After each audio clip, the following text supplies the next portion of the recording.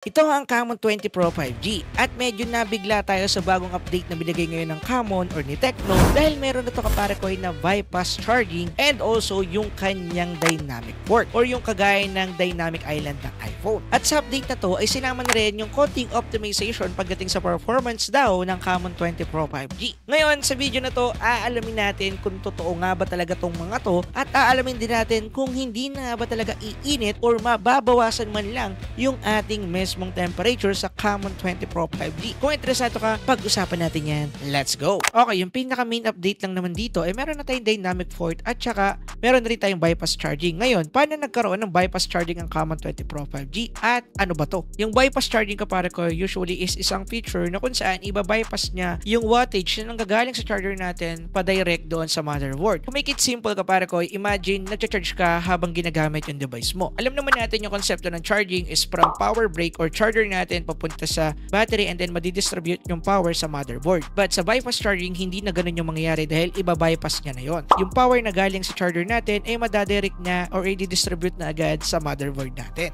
Ibig sabihin, iba-bypass niya or aalisin na yung procedure na kung saan mapupunta muna to sa battery bago to i-distribute doon sa motherboard. Which is yung concept daw nito ay para ma-prevent yung pagkasira ng battery or pagbaba ng lifespan ng battery natin. Which is agree naman ako doon. However, para sa akin, gimmick lang talaga tong feature na to at sasabihin ko sa inyo mamaya kung bakit. Now, ang tanong, kung nagawa ni Tecno sa Camon 20 Pro 5G, possible ba na lahat ng devices or lahat ng phone brands ay kaya mag-update ng bypass charging? Ang sagot dyan is depende. Dahil binubuo kapare ko ng hardware and software ang bypass charging. So, ibig sabihin dapat bypass charging ready or compatible na yung device mo bago ka bigyan ng software na bypass charging. Sa tingin ko naman currently is talagang halos lahat or sabihin natin mga 98% ay maaaring magkaroon ng bypass charging dahil mayroong mga common criteria na needed dito. So, nakadepende na lang yan sa mga developers or sa mismong brand ng devices natin. Kung ano yung gagawin nilang hakbang about dito. So, sila yung nakakaalam kung kayang ibigay sa mga devices na meron kayo ngayon yung bypass charging or hindi. Kaya antay-antay na lang. Anyway, yung isa pa sa major feature na dinagdag dito ng Tecno sa Camon 20 Pro 5G is yung dynamic port. Ano ba tong dynamic port? Usually, yung dynamic port is just a dynamic island ng iPhone. Yes, isa tong interactive feature na kung saan nagbibigay ng aesthetic notification look kagaya nitong isang to. Kung gagamitin mo siya sa charging, may notification na ganito. Ang ganda naman kasi talaga tingnan. Kung gagamitin mo siya sa Face ID, pero di siya notification na ganito, which is good at maganda talaga kapare ko.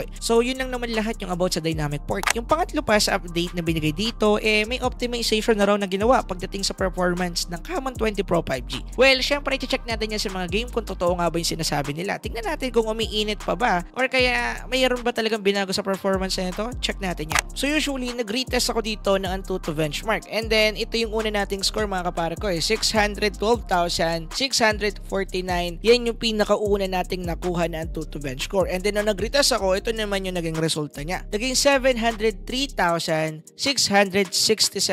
Antutu bench score. So, ibig sabihin, meron talagang naging jump pagdating sa performance ng phone na to. Pagdating naman sa thermal nito, nag-retest ulit tayo ng thermal and then, yeah, the same pa rin naman yung nakuha nating result pero medyo naging stable siya kahit papano pagdating dito pero nagti-thermal throttling pa rin po itong device na to or bagsak pa rin siya sa thermal throttling test natin. Pero kagaya na sinabi ko, this is just a test result at hindi pa naman natin talaga nakikita yung totoo niyang performance sa game dahil doon talaga natin madi-distinguish if yung mga result na ba to ay totoo at accurate. Tignan natin. Simulan natin sa Mobile Legends. Usually dito yung settings sa supported sa kanya is meron na siyang ultra graphics. However, naka-super pa rin kapare ko yung kanyang refresh rate at hindi pa rin ultra after ng update. By the way, may mga nagsasabi sa akin na nagkaroon na raw sila ng ultra refresh rate after nila mag-update. Ang ginawa lang daw nila is na-reinstall nila yung MLBB para magkaroon siya ng ultra refresh rate. Pero nang ginawa ko yun, wala pa rin nangyari. So, ibig sabihin sa akin is ganun yung nangyari. And kung sa inyo is naka-ultra refresh rate pa rin kayo, congratulations!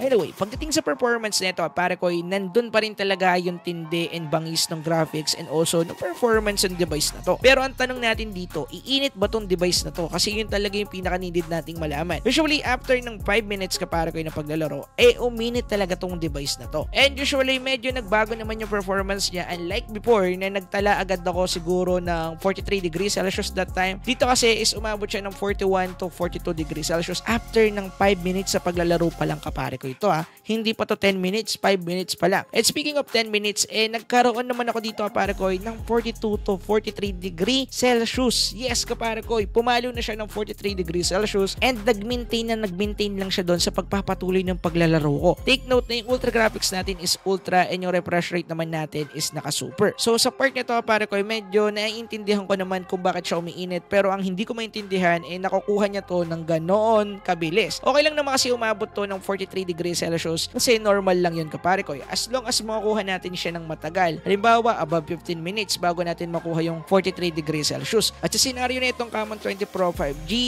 hindi ganun kapare ko. Kaya hindi natin to consider as normal. Pero yeah, okay naman yung performance ng Camon 20 Pro 5G. Hindi naman siya nag-thermal throttling or biglang bumagsak yung performance dito sa Mobile Legends. Ngayon, tingnan natin sa ibang game kung ganun pa rin ba yung performance niya. So yung sinunod kong laruin kapare ko is Starlight 84 and then ito yung kanyang graphical settings. So may nag-request na ito, max out ko rin yung kanyang graphical settings, extreme at saka yung kanyang FPS. Pagdating sa performance na ito dito kapare ko, medyo nagbago yung performance ng Camon 20 Pro 5G usually. Kasi way back before kapare ko, malakas at talagang sustainable dito yung Camon 20 Pro 5G. But now medyo nagkakaroon na siya ng mga FPS drop sa ultra or extreme na settings. So pinakamagandang decision or magandang gawin dito, ibaba natin ng bahagya yung kanilang mga settings. And also sa tingin ko, maaaring hindi na ganun ko-optimize din tong Starlight 84 para dito sa chipset ng ating mismong Camon 20 Pro 5G. In terms of temperature kapare ko, nandun pa rin talaga yung pagiging mainit na device na itong Camon 20 Pro 5G dahil nakakuha tayo ng 43 degree Celsius dito sa Starlight 84. Take note na max all graphics to mga kapare ko max settings extreme pa din. Okay? Na yung sinunod ko naman laruin dito is yung Genshin Impact. And then dito sa part na to, ginamit ko na rin yung bypass charging niya mga kapare ko. So dito, alamin natin kung iinit pa rin ba yung device natin kapag gamit natin yung bypass charging. Okay? Pagdating sa performance niya dito sa Genshin Impact, meron tayo ditong high graphical settings at 60 FPS settings. Pagdating naman sa gameplay niya, playable naman yung high graphical settings pero bumabagsak yung performance niya dito kaya mas magandang isetup nyo siya sa medium. So dito sa video na napapanood yun, naka high graphical settings tayo dyan all the way para makita rin natin yung temperature na makuha natin dito mamaya. Anyway, pagdating sa performance niya, goods naman kahit paano, pero mas marami na akong FPS drop din nakikita dito sa Genshin Impact habang nilalaro ko siya ngayon. Unlike before na medyo mas playable pa siya sa high graphical settings. So ang suggestion ko dito kung maglalaro kayo ng Genshin Impact sa Camon 20 Pro 5G, set up nyo na lang ng medium. So usually ito kasi yung phone na to mga kapare ko, ang gumagamit na ito is yung girlfriend ko. And kung magagamit ko man siya, nagsi-CODM na lang ako dito